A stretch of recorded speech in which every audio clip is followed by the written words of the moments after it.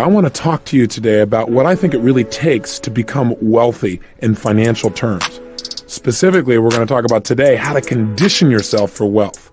Because I'm going to make a statement right now that may sound like an oversimplification to you, but I have to tell you that it's true in my experience. And my experience is how to shift myself and other people's finances from struggling to absolute total abundance. And that statement is this: if you do not have enough money in your life, there is one and only one primary reason. You have not conditioned yourself for wealth. And I'm going to show you exactly how to do that. Let's start with a little understanding about money. First of all, when you talk about money, have you ever noticed what an emotionally charged issue it is for people? I mean, people usually go one extreme or the other.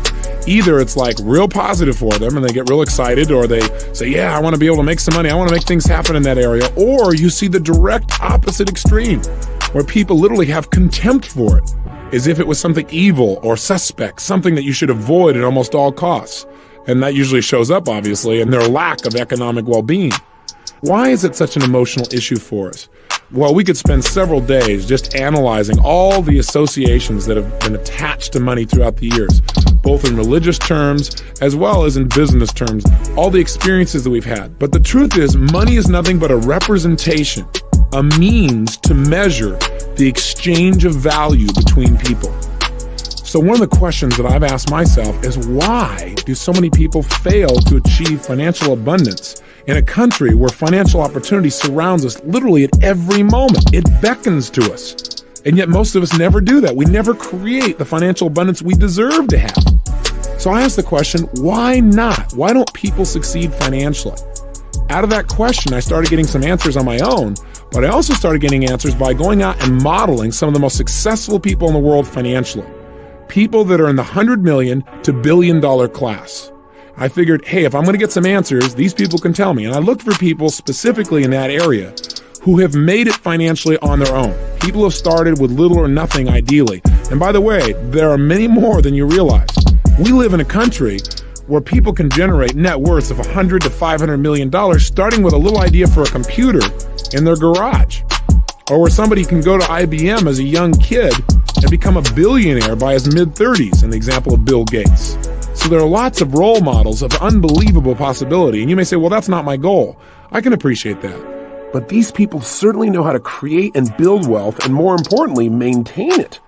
You know, years ago, there was a book written called Think and Grow Rich, and I'm sure you've heard of it. You probably read it as well. It's one of those very first books that I read when I first started reading personal development material. And you know, the book was based on the research done back in the early 1900s when Andrew Carnegie asked Napoleon Hill to actually make a study of what it takes to build wealth. And my own work in this area could be called Think and Grow Rich Today, because that is, in today's society, with today's distinctions and today's technology, what is today's approach to building wealth? What really makes the difference financially today? And what I found is there are certain distinctions that have not changed, because the building of wealth is fundamental. And so a big part of my research has been, what is the mindset of wealth? What does it allow certain people to not only expect it, but find a way? So the obvious question is, what is the number one reason why most people fail financially? And the answer is so simple that it eludes most of us. It's because we associate negative things to having excess money. In fact, the word excess by itself for most people is a negative. So I wonder why we don't ever have it. The very thing I talked to you about here earlier in this program, the thing that runs our whole life, is two things. What are they? Anything we associate pain to, we're going to avoid, especially if it's major pain. And anything we associate pleasure to, we're going to move towards. Now, you may again say, well, Tony, what are you talking about? Of course I associate pleasure to making money. Because if I had money, then I could really have more time to be with my family. I wouldn't have to work at certain things. Or if I had money, I could give certain things that are really important to me. Or I could support a specific charity I believe in. Or you know what? I could travel. Or I could just do whatever I wanted as quick as I wanted. Or I could have the ultimate wardrobe or jewelry. Or I could have favorite cars or homes whenever I wanted them. Or I could learn to fly or master any skill or hire the best teachers, the best coaches. Of course I want money. If you don't have it, you're right. You do want it, but not bad enough. Because while you want it, you have an approach avoidance. You also simultaneously have all the negative associations. And we alluded to these earlier. I don't know if you remember them, but I want to remind you, repetition being the mother of skill. What are some of the negative associations that people sometimes link in their subconscious mind to money that keep them from literally attracting it? Or they start to attract it and then their brain gets scared and says, oh my God, this might lead to pain, and then sabotages it. Well, some of them are things like, in order to make it, I'm going to have to work so hard, I'll have no time to enjoy it. So why even try? Or, gosh, by the time I earn a lot of money, I'll be old and gray anyway, so why even go after it? Or, to make money, you got to be really smart, and I'm not smart enough. Or, to make money, you have to take advantage of other people, and I could never do that. Or something like, well, gosh, if I made money, I wouldn't have any time to be with my family. Or if I made a lot of money, people will start judging me. Or if I make a lot of money, well, then I'll just have to pay more taxes, and then the IRS will be after me, and then what'll happen? People usually worry about these things, and people have no money at all to start with. They knock themselves out of the game before they even get to bat. Or if I make a lot of money, I probably won't be as spiritual. I'll get sucked in. And of course, I remember reading the Bible. It said, it's easier for a camel to get through the eye of a needle than the rich man to get into heaven. And gosh, it's hard for camels to get through needles. Classic misinterpretations like that cause people to live in experiences of lack.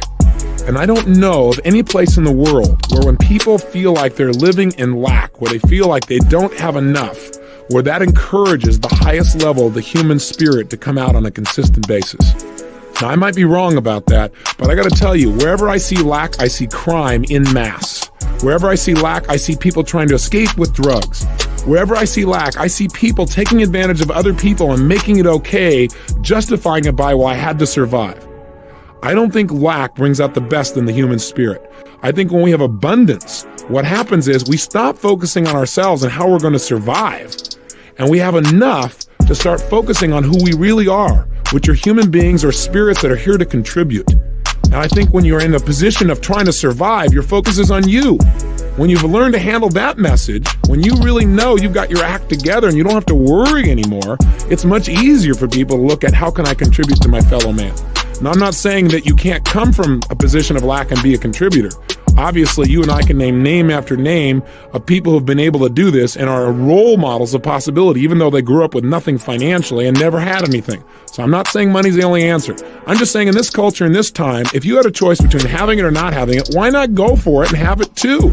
Why not use your money as a powerful tool for positive influence in the people's lives you care about as well as your own, and enjoy having it?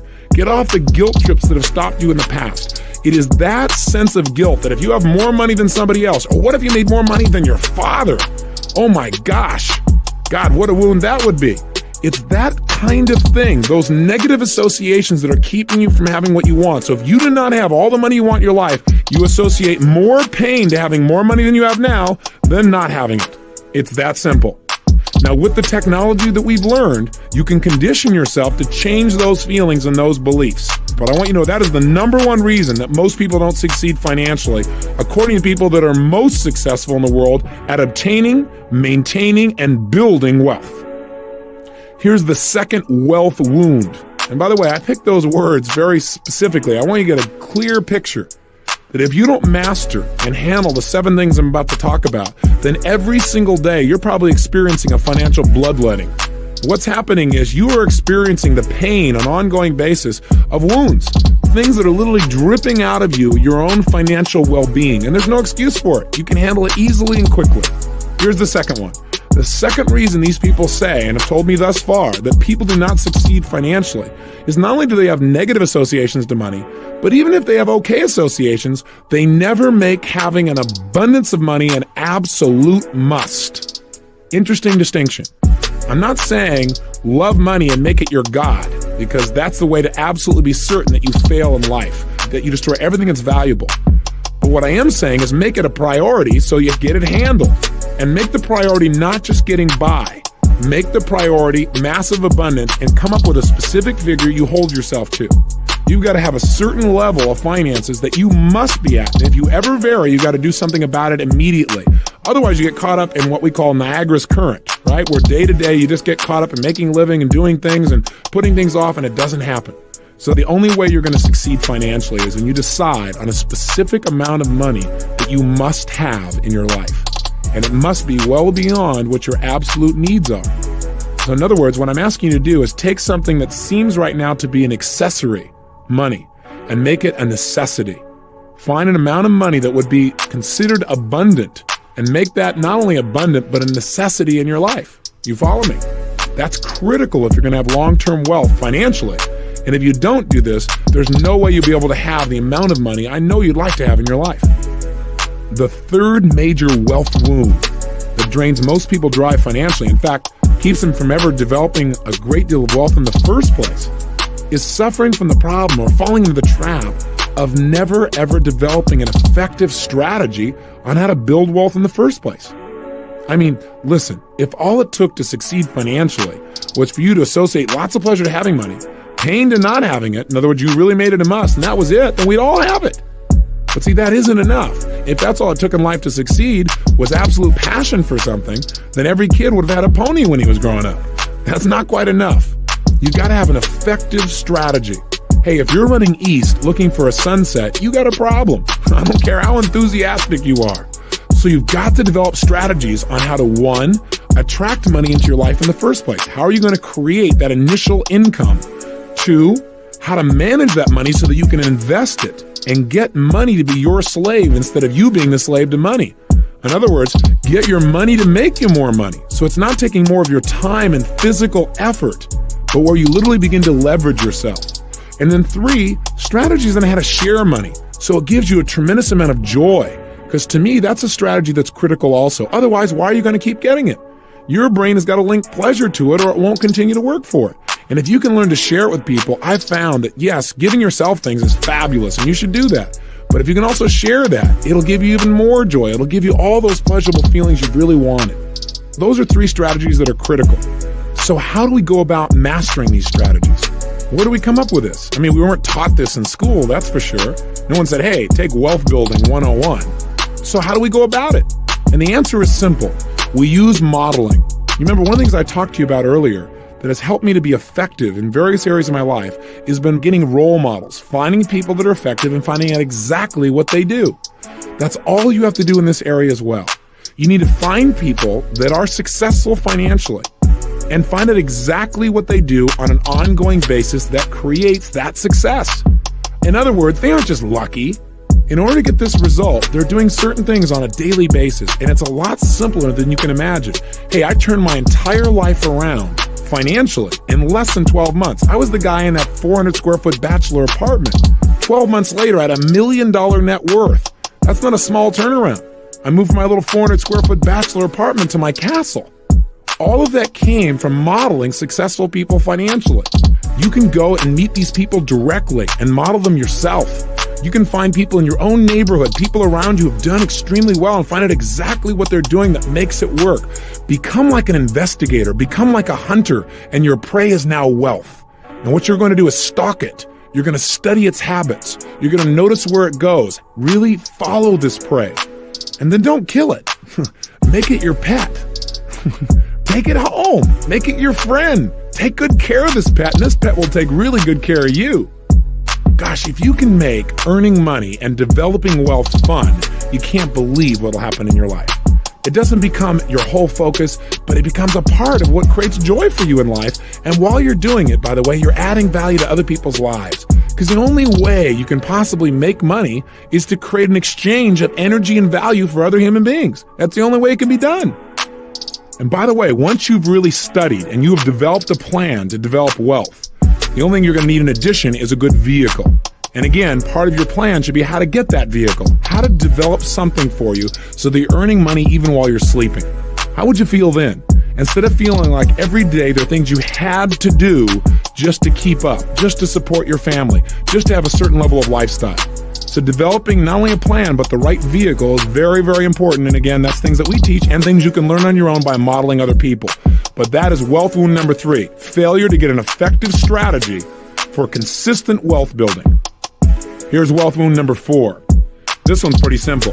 Failure to consistently follow your plan once it gets set up. See, there are people who actually have developed a good plan. They've got some good role models. They worked really hard. They've studied finances, but they don't get themselves every single day to follow through. Like, for example, I'm sure you've heard about all the different kinds of programs where people teach people how to get rich overnight. And you know what? Some of them really would work. A lot of them don't, obviously. A lot of them are scams. But some of them really do work. The problem is people don't work them. They go to a seminar and they learn how they're supposedly going to build something financially, but they never follow through. It's mind-boggling. But the problem is they don't have what we're teaching you, which is how to get yourself to follow through, how to condition yourself so you consistently take those small steps that create huge financial abundance. I want you to take out your success journal right now, and I want you to give yourself a financial checkup. See if there's any place where you're wounded, where you need to heal yourself, and quick. How do you do it? Start with number one. Ask yourself specifically, what are some of the beliefs that I have that are probably keeping me from increasing my personal wealth, from attracting financial abundance? What are the beliefs I've got about that are probably holding me back, making me feel like, oh God, that wouldn't be right? What are they? And identify them. Question number two. Remember we said the reason people don't succeed, they don't make having financial abundance a must. Financial survival is a must, but not abundance. So ask yourself the question, do I have a specific amount of money that I have selected that is well beyond my bare necessities? Something that would represent massive financial abundance that I absolutely am committed to having, that I have made a must. And if not, you need to design that number and you need to get yourself to make it important enough that you will make this happen no matter what. 3, do I have an effective strategy to build my wealth and to absolutely achieve those goals and surpass them? If the answer is no, I want you to commit to do something today to find out more. Write somebody, call somebody, talk to somebody, and find out what are some initial steps you can get to master your finances. Don't put it off even one day. This is critical. 4, practice what we're talking about here. Get yourself, once you have the plan, analyze. Have you in the past gotten yourself to follow through consistently? If the answer is no, please use what you're learning here on how to get yourself to follow through, to use your personal power, and just do a little bit each day, just like we're doing here. We're taking things a little step at a time each day, but each day builds on the day before. Give yourself that benefit. So let this day be a brand new beginning for you. Take some action today that shows that what we've been talking about is real for you. So your brain starts saying, hey, he or she means it. They're going to follow through this time. Let's get some momentum, because little actions, a phone call, a book, a tape, a seminar, an action, something will get you on a roll. So make it a day of new birth in the financial realm, a new dawning of your financial stability and your financial power. And let yourself start to become a role model for the people around you of what abundance is. Mental, emotional, social, physical, spiritual, and financial. That's really my message to you. Go through those 7 questions. Take a real good look. Eliminate the wounds and let's move forward. So take my challenge today. Mark this day as the beginning of your ultimate financial freedom and have some fun with it. Enjoy the process. Let's expand our minds. Let's attract all the money you deserve. Let's move our life to a brand new level. And most importantly, let's live with passion.